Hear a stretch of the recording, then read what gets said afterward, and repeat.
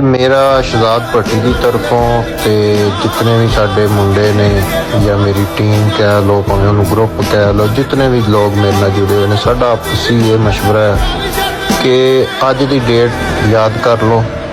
अज तो बाद सानू किसी ने भी कोई भी भैन का अगर रिश्ता देना जेना मोस्ट वेलकम वो देंदा रहे सोशल मीडिया के उत्ते, जो जिदा दिल करदा करे।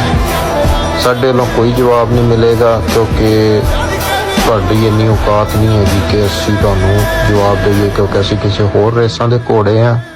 असीं उधरों डिस्टर्ब हुंदे हाँ, तुहानूं चाहीदा फेम। साडे नाम तो अगर तुहानूं फेम मिल रहा या तुहाडे व्यूज़ पै रहे ने या ब्रॉड ते चार तुहानूं 100 वाले दिल वज जांदे ने या पॉइंट्स वज जांदे ने, तो तुसीं मेरी जान मेरे भाईओ लो ते इंशाअल्लाह। लेकिन एक गल याद रखिया जे, भुलदे नहीं आ, भावें 6 महीनों बाद भी तुहानूं रगड़िया ना, ऐसी जगह रगड़ांगे कि सारी जिंदगी तुसीं ना पिछे अपने हथ ला ला के देखोगे कि ये होया कि ये सानू गरम गरम खाण दी आदत कोनी जे, असी बड़ा ठंडा करके खाने आ। ते उन्नी क करिया जे कि बाद च जिहड़ा ना तुसीं भार चक लो, ये ना होवे फिर भी किधरे तुसीं जाओ तो अगों तुहानूं छित्तर पै जाण।